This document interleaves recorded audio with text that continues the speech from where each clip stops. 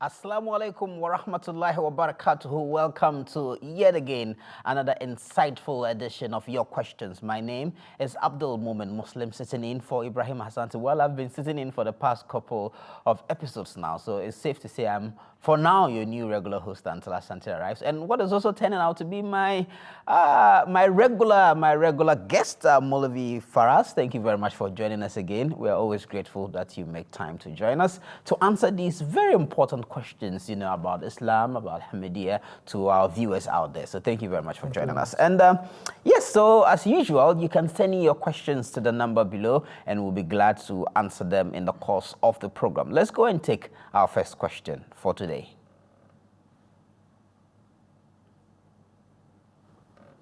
My question is, why do Ahmadis pay chanda apart from zakat? Yes, Mobi, quite a straightforward question. Why do we pay chanda apart from zakat? It is a very straightforward question, but there's so much things that go on behind the lines, or between the lines, they call it. The reason is this question, though it's very straightforward, but it has polluted the minds of many who think to believe that Ahmadiyyat or Ahmadis do not pay zakat, and they've set up a different initiative where they send in their donations as charity or sadaqah. The first thing we need to know is, I would read out an extract from the sayings of the promised Messiah alayhi salam to those who still hold this belief or this notion that Ahmadis do not pay chanda. So Huzur says, do not pay zakat, sorry. So Huzur says, the promised Messiah Islam, O ye people who consider themselves among my Jamaat, heaven would only count you in my Jamaat when you truly strive in the path of taqwa. So, observe your 5 daily prayers with such fear and concentration as if you were actually seeing Allah. Complete your fast only for the sake of Allah with sincerity.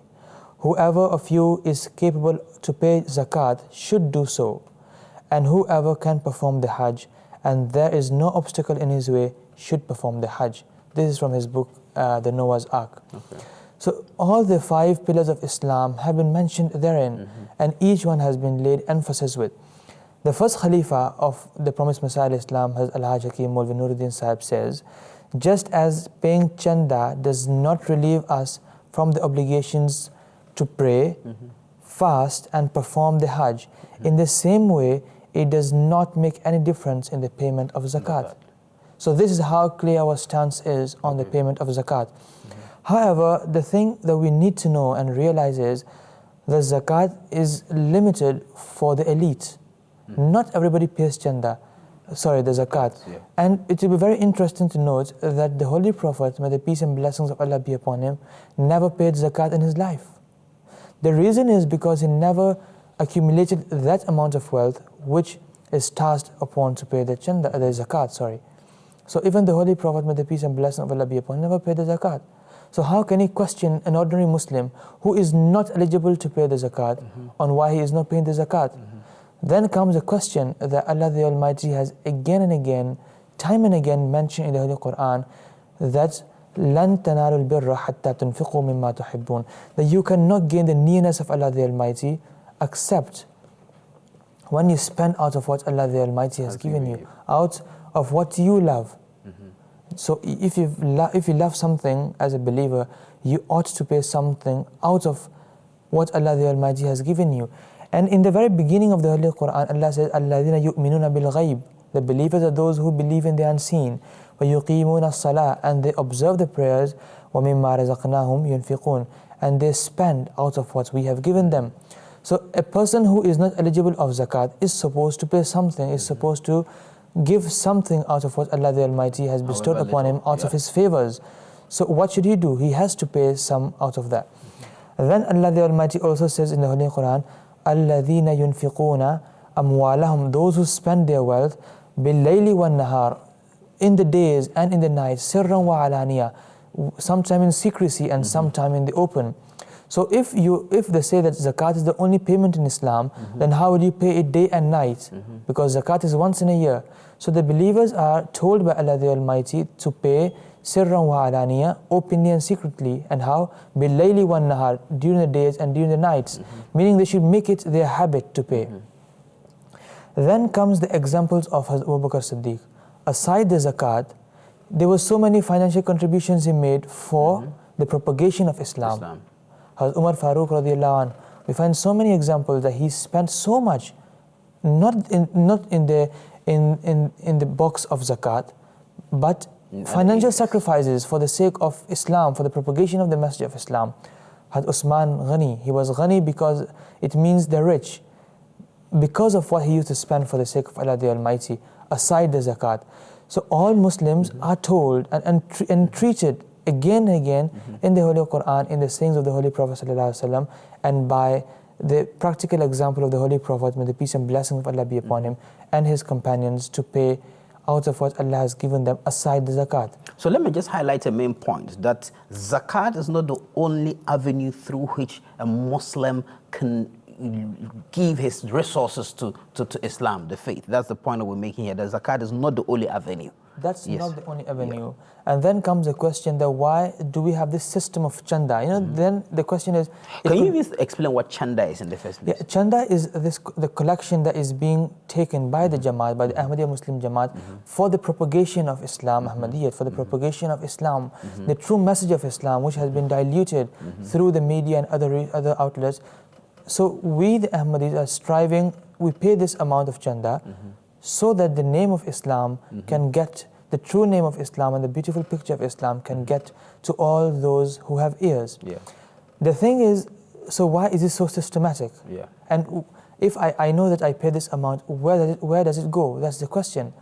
So the founder of our community, the Ahmadiyya Muslim Jamaat, in his book, Victory of Islam, has mentioned how Islam would be victorious. So he says, and he discusses 5 important branches that are required to spread the true message of Islam. The first branch relates to the preparation of books and other literature, which of course costs a lot of money.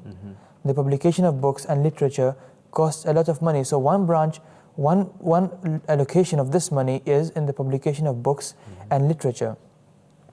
The second branch is the publication of leaflets. So the Promised Messiah Islam mentioned the second branch that would spread the message of Islam is leaflets.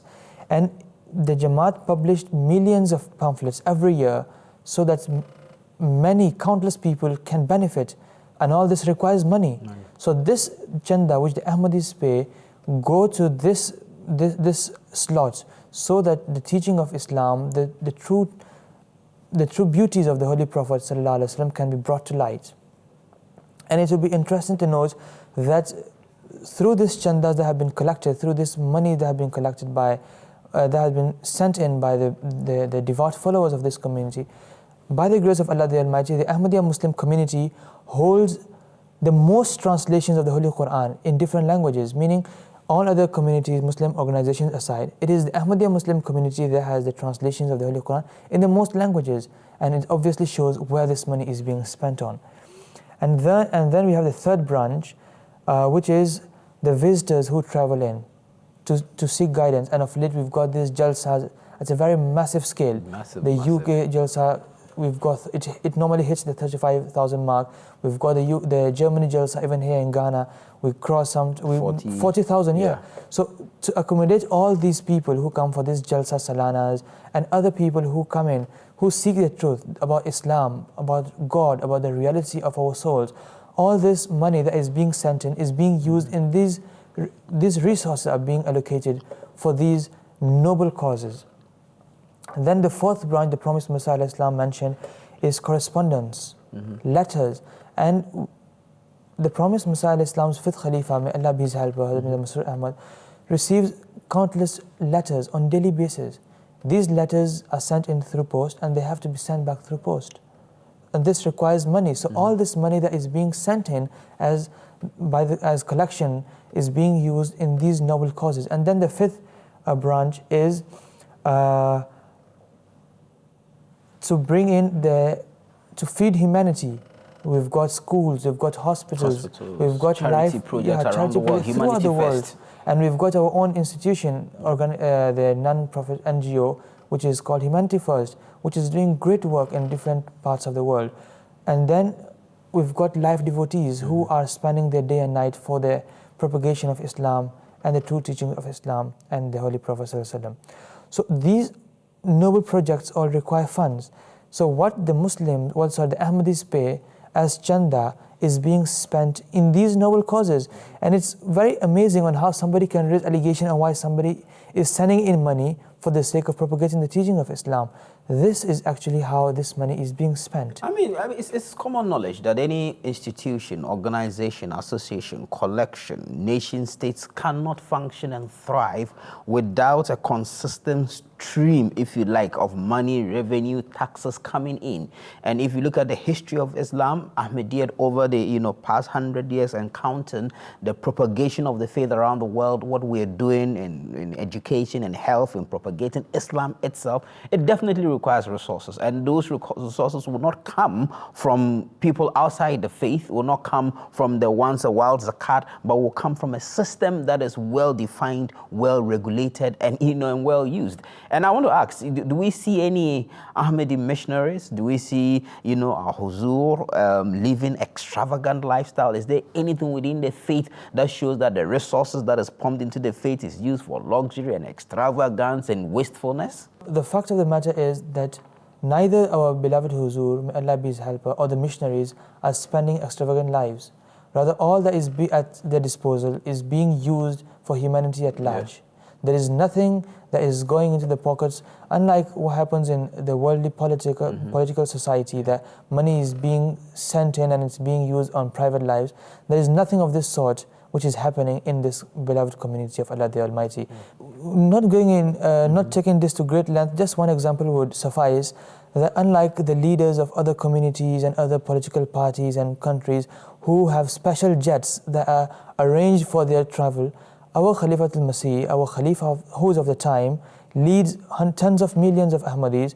He boards the normal plane which others take. Absolutely. Even in his traveling, he never seeks comfort, which others or leaders of other nations wish. He lives a very, very simple life, and this is what he teaches, and this is what this community is all about. It's about simplicity. It's about leading a life that is beneficial for humanity and not only benefiting your own personal souls. I mean, we live in Ghana. We see how people start religious organizations and they are swimming in wealth and collecting money for themselves. And I see our missionaries all the time, and I actually feel that we should do more for them. People who are going into villages, sometimes even transportation, where to sleep, where to live. So the question about how resources are used, for me, the evidence is there. In Ghana, we see the schools, we see the hospitals, we see this studio that we are sitting in. I mean, Islam Ahmadiyya MTA Studio is one of the biggest and most impactful Islamic media organizations in the world. Even great states that have money, oil money, have not been able to do for Islam what Islam Ahmadiyya has done in the knowledge of in the area of knowledge propagation. And all of this comes down to the sacrifices that individual members are making. And I just wanted to ask the question, does the Jamaat impose any huge financial burden on its members that you all should pay this huge amount of money and all of that? The thing is, when we look at this community, which is a divinely established community, and the love every member of this community has got with the Khalifa of the time, when we listen to the Friday sermons of Huzur, wherein he mentions how people make sacrifices, it is moving to the heart that people are just told that there is this divine project, there is this divine scheme, so you've got to contribute. So these people who have just given a message in few words take a great toll upon themselves and upon their children, and making sacrifices without being told or without being burdened that you've got to pay this amount of money. It's out of love. Just as but in even the time, even beyond the issues of personal sacrifice, I want you to talk on the statutory requirement of the faith that says this is what you have to pay for chanda. Are there particular amounts imposed on people that you have to pay by all means, or what? How is it planned? Yeah, there are two ways it is planned. One, we have got the system of wasiyat. Yeah. And wasiyat it's called in English to be translated as the will. Yeah. In this, a person who considers himself or wishes that Allah the Almighty grants him a special abode in paradise, and he is counted among the righteous peoples of Allah the Almighty, for him, he has to make a greater sacrifice. Okay. So the promised Messiah Islam himself has given the framework of this divine establishment. So he says such a person has got to contribute 1/10 of his property, 1/10 of his income for the sake of the propagation of Islam. And all this money would go to the propagation of this noble cause. And this 1/10 can go up to 1/3. Okay. You're not allowed to give half of your wealth, okay, because that would be a burden upon yourself. Yeah. And then we've got this 1/16 that Okay. every earning member Yeah. should try his level best to pay 1 out of 1/16 of his income. And even then, Allah the Almighty has a very beautiful system. He deals with you how you deal with Him. Yeah. It's a very reciprocal system. So once you are giving something to Allah the Almighty says, مَنْ ذَا الَّذِي يُقْرِضُ اللَّهَ قَرْضًا حَسَنًا. Who is it that will give Allah the Almighty a noble loan? And then Allah the Almighty would repay that in sometimes 100 to 700 folds or even more. So these sacrifices, sometimes people pay 1/3, some pay 1/4, some pay 1/5 to 1/10, and this will be considered as the wasiyat. And then those who are not part of the wasiyat scheme, they pay 1/16 of their income for the sake of the propagation of the message. If statistically, for the vast majority of ordinary, in quote, Ahmadis, they are required to pay 1/16. So it means you take your income, you divide it into 16 parts, and you give one out of that 16 to Allah. We've taken a lot of time, but I thought it was a very important topic to talk about because of its importance in our community. And one of the things that distinguishes us, from probably other Islamic sects is because of this organized system. And I want you to briefly talk about how everything in Islam Ahmadiyyat is well structured, is well organized, in order to attain, our purpose of spreading Islam. So in the same cause, we have other initiatives like the Tahrik Jadid, the Waqf Jadid, and these all developments and what we see, the great works that are being done in this Jamaat are all because of the payments of these Ahmadis who are not very rich. They're all Ahmadis who are living ordinary lives or very poor lives, but they make money out of their love for Allah the Almighty and this Jamaat and these contributions.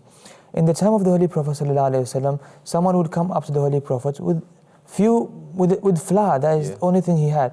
And we have similar examples in this Jamaat as well. Somebody would bring up something which is very insignificant in the eye of an ordinary person, but that thing is very significant in the eye of Allah the Almighty. I hear in some of Huzur's sermons about, and I demise that he talks about the fact that really it's not about that the amount that you are necessarily paying, the inconsistency and your effort in actually making that payment, and that's where you have spiritual blessings. So it's not about you, I'm paying this amount, but it's about you making sure that you are always making the effort, that you are doing this for the sake of Allah. So at the end of the day, it also goes back to your niyyah and the kind of blessings that can lead you to. Exactly. This is how Islam and Ahmadi, it goes back to the time of the Holy Prophet ﷺ. As I mentioned, this community is a reflection of the time of the Holy Prophet ﷺ. So yes, as I mentioned, it is very insignificant in the eyes of an ordinary person, but it is your struggle that Allah the Almighty looks at, and then He repays you according to that struggle that you've made in His path. MashaAllah. Last question on this issue. Is there any punitive measures, punishment that is taken against people in the community who fail to pay their chanda? There is nothing of this sort. The only thing is that for some reasons, it is very much possible that you are not able to pay your chanda. It's possible. So in this regard, it is as simple as just writing a letter to Khalifatul Masih stating your reasons of why you cannot pay your chanda. It's as simple as that. Because of our institutional requirements, you've got to do this. Everything in this Jamaat is very much organized and systematic. So if you cannot pay your chanda, there is no compulsion on this matter. You just take up your pen, you write to Khalifatul Masih, telling him the reasons, and then it's up to him. So there's no repercussion. It's just that consistently we are encouraged to. And you as a Molvi, can you just stand up one day and say, okay, I want to collect this from this community, from this Jamaat to do this? Do you have the power to individually do that? Everything in this Jamaat is very much well documented. And every penny somebody pays is well documented. It's written down, and we, unlike other communities where money is being collected and the next minute they have no record of where their money went. Everything in this Jamaat is very well scripted and written. So if a person comes to pay the chanda, be it the Tahrik Jadid, the Waqf Jadid, the Wasiyah, anything, it is there and then issued on receipt. And then a copy of that receipt is given to the person who paid that, and then the other receipt is gone to the headquarters. So this money trail never has an end. There's always this trail of money. So there's no way a person can have any embezzlement of funds from this divine from this money that has been sent for a very divine and noble purpose. And I'm afraid we've spent a lot of time on those questions, but I think it's very important. Let's see if we can take a couple more questions and just summarize your answers, and then we're done for the day. Assalamu alaikum. My name is Fizan Bhatt. I am from Tanzania, and my question is that what is the importance of Jalsa and why is it held each year? Yeah, so Movi, one of the important, things we do in the Jamaat is our Jalsas, so can you throw more light on that? Yeah, this question our brother asked has a lot in it as well. Yeah. And this is being raised also as an allegation that why do we hold these Jalsas? So to sum everything up, this Jalsa was started in 1891 with only 75 members of this community taking part in it. And in 1891, on the last day, which was the 27th, the promised Messiah alayhi salam's book, Divine Decree, was read. And in this book, he mentioned that this Jalsa should continue for the next years as well. And the purpose of this Jalsa, the promised Messiah Islam himself has mentioned, he says, the primary purpose of this convention is to enable every sincere individual to personally experience religious benefits. They may enhance their knowledge, and due to their being blessed and enabled by Allah the Exalted, the perception of Allah may grow. Among its secondary benefits is that this congregational meeting together will promote mutual introduction among all brothers, and it will strengthen the fraternal ties within this community. So it's a very noble cause. The promised Messiah Islam is saying that there's a lot of religious benefits, and the comprehension of Allah the Almighty will also increase, and it will also give grounds where there will be mutual love between the members of this community. I think that's central enough. The organizations such as ourselves, there should definitely be communities such as ourselves. There should definitely be opportunities to meet, interact, share religious experiences, build the bonds of brotherhood. For me, it's just even a matter of just common sense, beyond even the fact that it has great religious benefit. So the promised Messiah Islam said, I conclude with a prayer that everyone who travels for attending this convention, that it is for the sake of Allah the Almighty. May Allah the Exalted be with him, reward him in abundant measure, have mercy on him, ease up for him his circumstances of hardship and anxiety, and eliminate his anguish and grief. May he grant him freedom from every single hardship, and lay open for him the ways of achieving his cherished goals, and raise him up on the day of judgment among those of his servants who are the recipients of his blessings and mercy. May he be their guardian in their absence until after their journey comes to an end. O Allah, O Sublime One and Bestower of bounties, and ever merciful, and One who resolves all problems, do grant all these prayers and grant us victory over our opponents with scintillating signs, because you alone have all the prowess and power. Ameen. Let me tell you a story here. There was one person called Rahim Baksh, who was an imam of a mosque in Lahore. So he issued a verdict that traveling for this kind of convention itself is a sin. And he says that the curse of Allah be upon those who take journey for this purpose. So the promised Messiah Islam answered this question saying that it is very surprising. It is not only permissible, rather it's obligatory upon every Muslim that he should seek knowledge, as the hadith of the Holy Prophet ﷺ mentioned. As the hadith of the Holy Prophet ﷺ is, "Utlubul ilma walau bis-Sin," that seek knowledge even if you have to go as far as China. And talabul ilmi faridatun ala kulli muslimin wa muslima, that knowledge is incumbent upon every Muslim believer, man and woman. So the promised Messiah Islam said that how can you say that a journey for this purpose is a sin? And then comes the question that why are these specific dates? We have specific dates. So the promised Messiah Islam has answered this question as well, that this too is not an innovation in Islam. Rather, Imam Bukhari, who is a very respectable person in the Islamic history, has himself attested to this by giving a chapter in his book saying, "Man ja'ala ahli al-ilmi ayyama ma'lumat," those who designate special days for seeking knowledge. And therein he gives the hadith that Had Abdullah fixed the Thursdays to address the people. So the promised Messiah Islam mentioned that neither fixing dates nor coming to seek knowledge is anything that is forbidden in Islam. Rather, it is obligatory upon the Muslims to do so. So those who raise allegations have been answered in this regard by the promised Messiah Islam himself, that the setting dates is, number one, an institutional policy, and number two, even if you cannot criticize on it because It is in the hadith, it is proven from this narration of this mention in Sahih Bukhari that setting and allocating dates itself is not wrong in the Islamic literature as well. I mean, a very important question to even ask is that what do we even do at Jalsa? And this is what the promised Messiah Islam said, and I mentioned earlier on, that it is for the sake of recognizing our Creator, to create mutual love among ourselves and to comprehend religion. I want you to actually speak on the specific, when we go to Jalsa on a day-to-day basis, what happens when people gather? What happens is the Holy Quran is taught to the people.